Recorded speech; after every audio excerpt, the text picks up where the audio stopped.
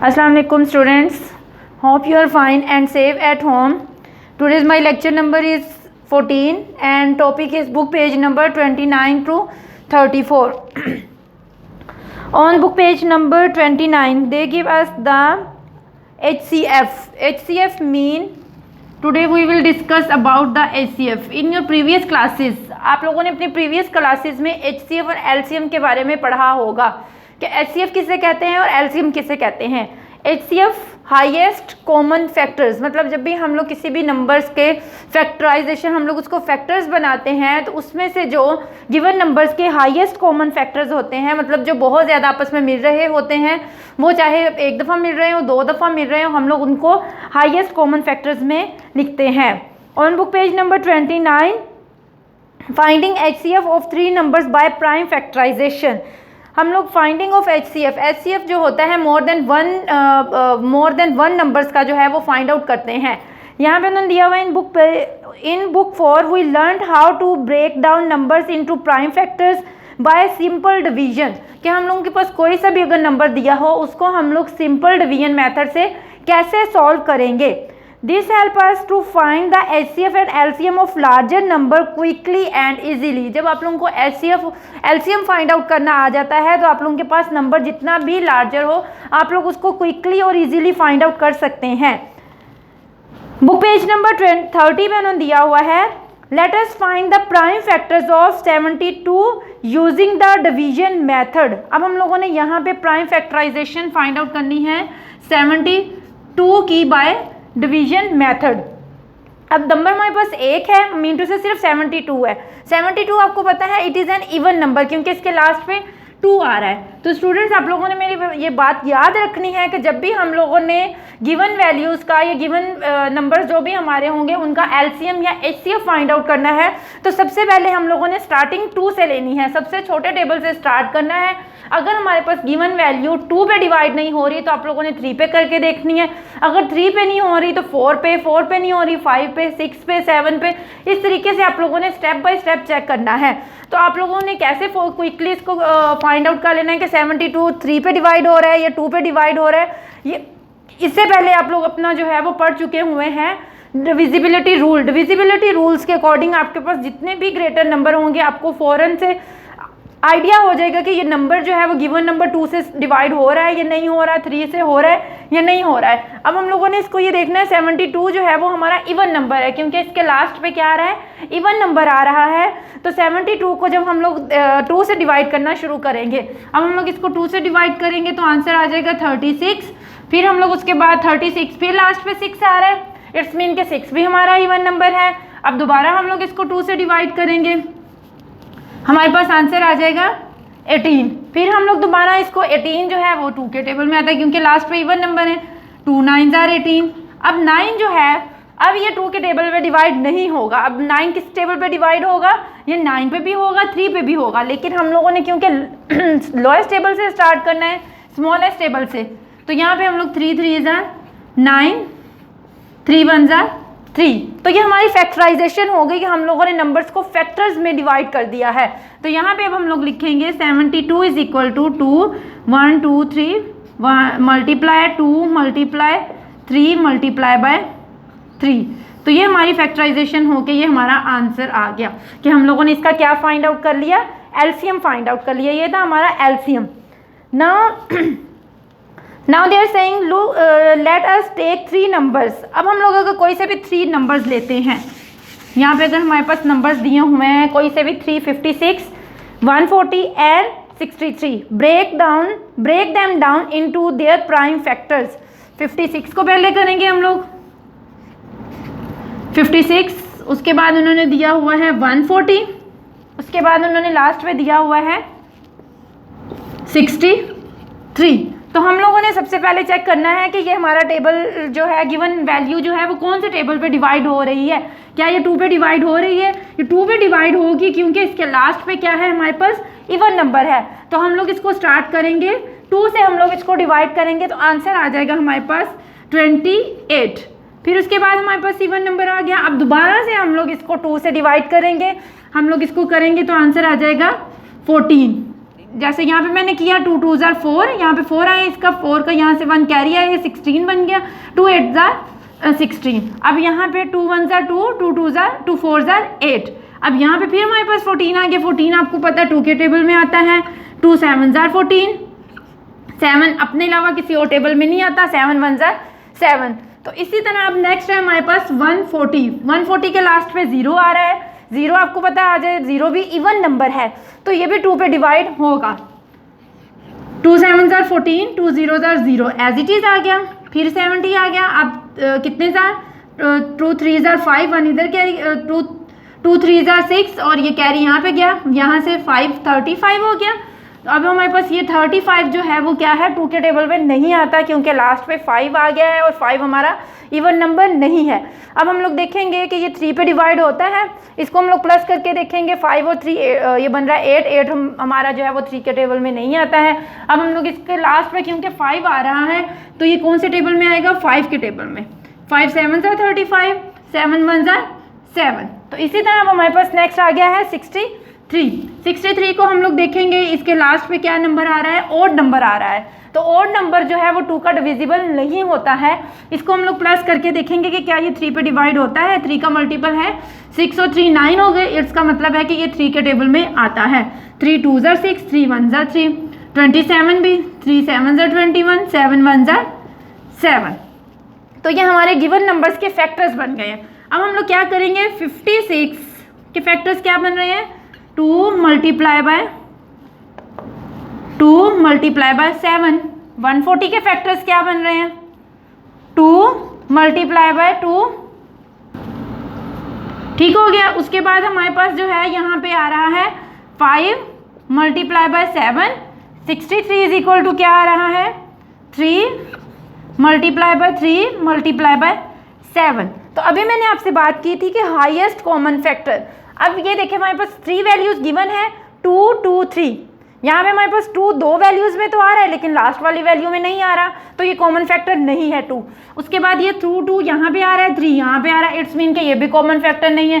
2 सिर्फ यहाँ पे आ रहा है, यहाँ पे भी नहीं आ रहा, यहाँ पे भी 5 नहीं आ रहा, 7 इसमें भी आ रहा है, इसमें भी आ रहा है, इसमें भी आ रहा है। तो इट्स मीन के ये हमारा जो है वो कॉमन हाईएस्ट कॉमन फैक्टर है। HCF इज इक्वल टू होगा ओनली 7। ये रिपीट चाहे 3 टाइम्स हो रहा है लेकिन हम लोग लिखेंगे इसको 1 टाइम ही।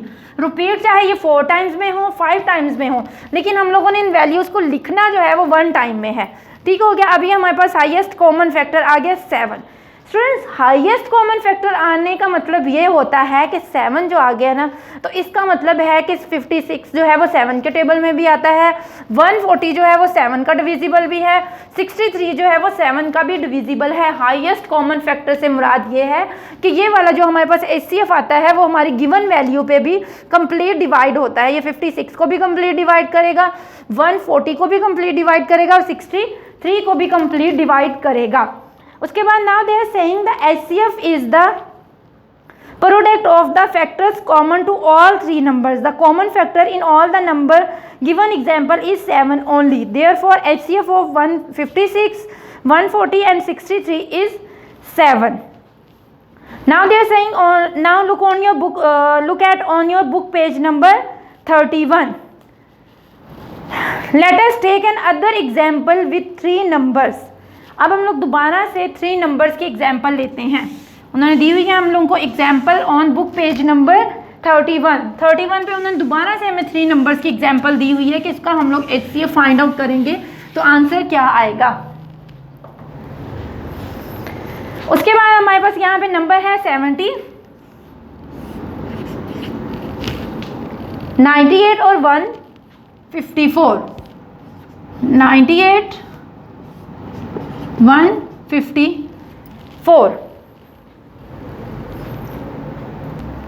ओके स्टूडेंट्स, अब यहाँ पे हमारे पास लिखा हुआ है ये भी 70 है, ये 98 है, 154 है। इसे हम लोग 2 से स्टार्ट करेंगे, आंसर आ जाएगा 35।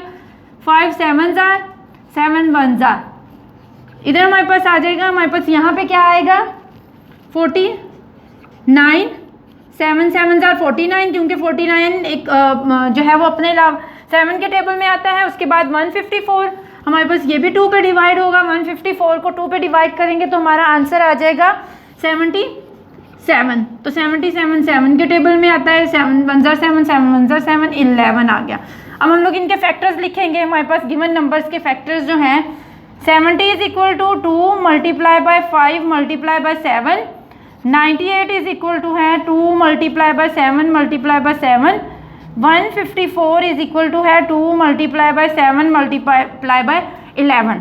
अब हम लोगों ने इसमें कॉमन फैक्टर्स देखने हैं कि हमारे पास कॉमन फैक्टर्स कौन से आ रहे हैं।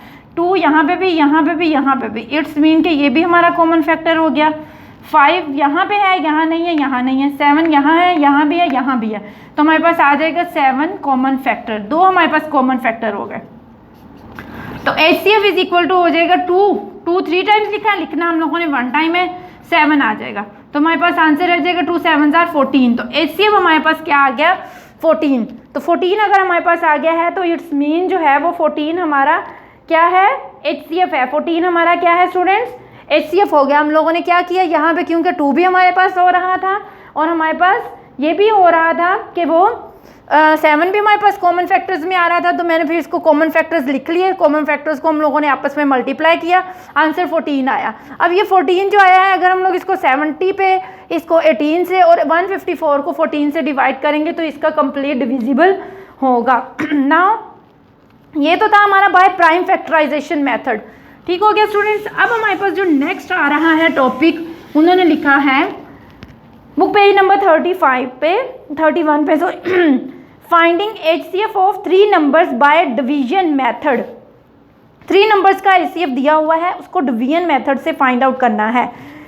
What do we do when we want to find the HCF of much larger number of given example? अगर हमारे पास much larger numbers आ जाते हैं तो हम लोग उनका HCF किस तरीके से फाइंड आउट करते हैं। अगर हमारे पास उन्होंने दिया हुआ है 1271 और हमारे पास और कौन सा नंबर दिया हुआ है 1681 नंबर दिया हुआ है। If we use prime factorisation we come across a problem that neither of our number is divisible by 2, कि हमारे पास जो गिवन नंबर है ना तो वो 2 पे डिवाइड हो रहा है, ना 3 पे डिवाइड हो रहा है, ना 5 पे डिवाइड हो रहा है, ना 11 पे, ना ही 13 पे।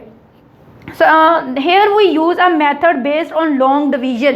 अब ये जो मैं मेथड करूँगी, ये हम पहले वाला जो मेथड किया था वो था prime factorisation by prime factors. तो अब जो हम लोग कर रहे हैं वो करेंगे हम लोग by long division method. Long division method में सबसे पहले हम लोग क्या करेंगे, first make the bigger number the dividend and the smaller number is divisor.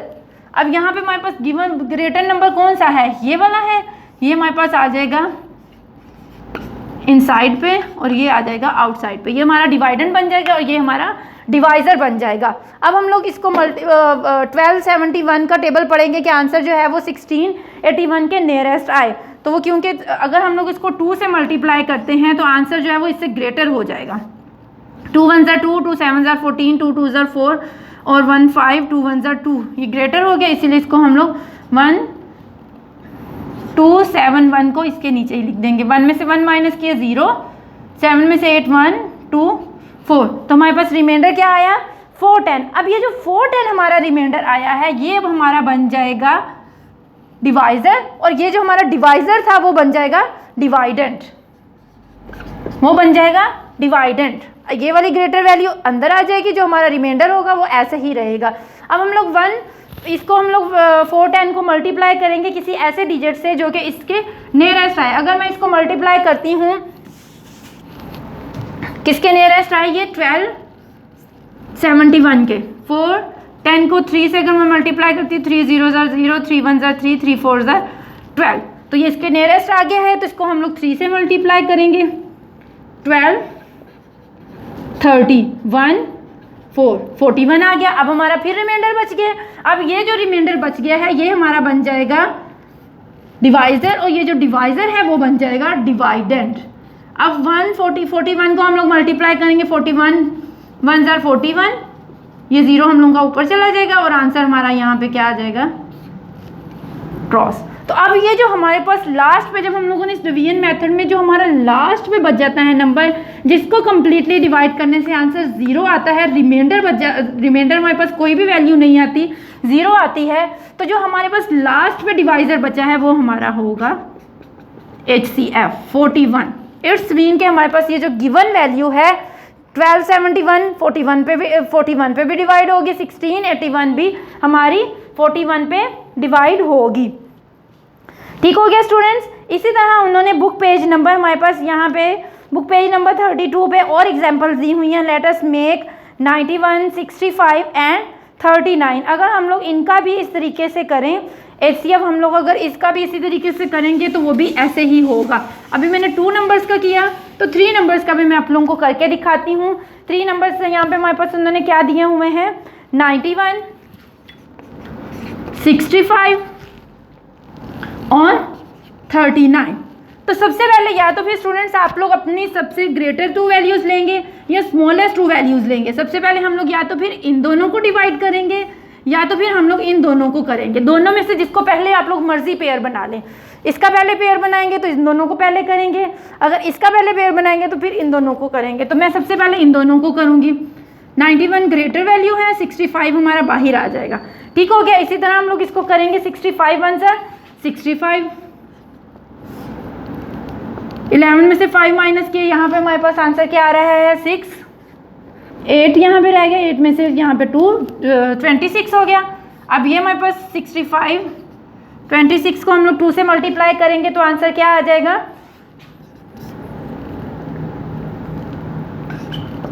52।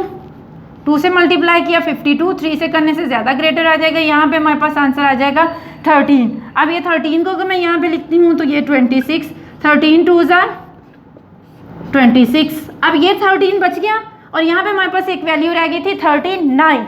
ये मैं 3 वैल्यूज़ का आप लोगों को बता रही हूँ कि आप लोगों ने किस तरीके से करना है। अब ये जो हमारे पास डिवाइज़र बचा है, हम लोगों ने इसको यहाँ पे 39 और 13, 3 ज़ा 39, तो हमारे पास ये सॉल्व हो गया। आंसर क्या आ गया 39, 3 ज़ा जो है वो हमारे पास आंसर आ गया। अब हम लोग इसको क्या करेंगे, अब स्टूडेंट्स हम लोगों ने ये चेक करना है क्योंकि अब लास्ट में हमारे पास ये वाला आंसर आया था तो इट्स मीन के हमारे पास जो है वो HCF आ गया 13। तो इट्स मीन के 13 जो है वो 91 पे भी डिवाइड हो रहा है, 13 जो है वो 65 पे भी डिवाइड हो रहा है, 13 जो है वो 91 पे भी डिवाइड हो रहा है। Clear students. उसके बाद book page number 34 lowest common multiple. Book page number 33 पे हमारे पास उन्होंने दिया हुआ है finding LCM by prime factorisation. तो ये एलसीएम जो है, एलसीएम फाइंड आउट करने के लिए पहले हम लोगों ने जो भी फाइंड आउट किया था वो एचसीएफ किया था। अब एलसीएम फाइंड आउट करने के लिए हम लोगों ने क्या करना है, बाय प्राइम फैक्टराइजेशन। हमारे पास कोई सा भी गिवन नंबर है, 12 है, 18, 36 एंड 72। 12 है, 18 है, 36 है और 72 है। अब यहाँ पे जो बुक पेज नंबर 33 पे एग्जांपल्स दी हुई है, यहाँ पे मैंने उनके फैक्टर्स बना लिए हैं। अब मैं 12 का फैक्टर्स लिखूंगी, आ जाएगा 2 मल्टीप्लाई बाय 2 मल्टीप्लाई बाय 3। 18 के फैक्टर्स लिखूंगी, आ जाएगा 2 मल्टीप्लाई बाय 3 मल्टीप्लाई बाय 3। आगे 36 के फैक्टर्स लिखूंगी, आ जाएगा 2 multiply bye 2 multiply by 3 multiply by 3। 72 के factors 2 multiply bye 2 multiply bye 2 multiply by 3 multiply by 3। तो अब हम लोगों ने जब इनके फैक्टर्स बनाने हैं तो यहाँ पे हम लोगों ने इनके कॉमन फैक्टर्स देखने हैं। यहाँ पे हमारे पास जो है वो हो रहा है 2 हमारे पास यहाँ पे मिल रहा है, 4 वैल्यूज हैं तो 4 मिलने चाहिए। अब ये जो 3 है हमारे पास, ये हमारे पास आ रहा है। और उसके बाद जो है वो 3 जो है उन्होंने बुक पे जो है वो 3 को भी किया हुआ है, जो 3 वैल्यूज पे आ रहा है। अब यहाँ पे हमारे पास 2 जो है वो इन 2 वैल्यूज़ का भी हो रहा है। ये हमारे पास कॉमन फैक्टर्स बन रहे हैं। कॉमन फैक्टर्स को हम लोग यहाँ पे मल्टीप्लाई करेंगे। यहाँ पे एलसीएम इज इक्वल टू हो जाएगा 2 multiply bye 2 multiply by 3 multiply by 3। ये हमारे पास आ गए। ये हमारे पास आ गए थे एचसीएफ। ये हमारे पास क्या आ गया था, एचसीएफ आ गया था। हम लोगों ने जब एचसीएफ लिख लेना है, ये हमारे पास एचसीएफ आ गया। अब अदर फैक्टर्स हमारे पास कौन से हैं, सिर्फ 2 हमारे पास आया। तो एलसीएम फाइंड आउट करने का फार्मूला होता है HCF multiply by all other factor. LCM का फार्मूला हमारे पास क्या होता है, एलसीएम इज इक्वल टू होता है HCF multiply by other all other factors. तो हम लोग यहाँ पे एलसीएम हम लोगों का फाइंड आउट हो जाएगा। अब हम लोग इसको करेंगे तो हमारे पास आंसर क्या आएगा, हम लोग इसको मल्टीप्लाई करेंगे 2 multiply bye 2 multiply by 3 multiply bye 2, ये अदर फैक्टर्स हमारे पास आ गए। तो ये हमारे पास क्या हो गया, इसका एलसीएम हो गया। तो एलसीएम क्या आ जाएगा 72। इन सबको हम लोगों ने जब मल्टीप्लाई किया तो आंसर हमारे पास आ गया 72। हमारे पास आंसर क्या आ गया, हमारे पास यहाँ पे आ गया आंसर 72। अब यहाँ पे उन्होंने डेफिनेशन लिखी हुई है, the LCM of the given number is the product of all prime factors including the common factor used only once, कि हम लोगों ने कॉमन फैक्टर्स को एक दफ़ा यूज़ करना है और बाकी जो हमारे अदर फैक्टर्स रह जाएंगे उनको हम लोगों ने क्या करना है, उसके साथ मल्टीप्लाई कर देना है। Book page number 34, finding LCM by division method to find the lowest common multiple, least common मतलब या lowest common multiple by given by using division method we follow the steps, given steps. Step 1 is write the given number horizontally separating them with commas। अब अगर हमारे पास कोई सा भी number दिया हुआ है, कोई से भी 4 नंबर्स दिए हुए हैं, हम लोगों ने इसका एलसीएम फाइंड आउट करना है। एक हमारा एलसीएम जो था ये इस तरीके से था, वो था बाय प्राइम फैक्टर्स।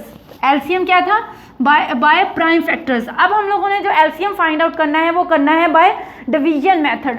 यहाँ पे हमारे पास स्टेप 1 में हम लोगों के पास जितने गिवन नंबर होंगे हम लोगों ने उन्हें एक ही कॉलम में लिख लेना है और उनके दरमियान में कॉमा राइट कर देना है और 9, ठीक हो गया।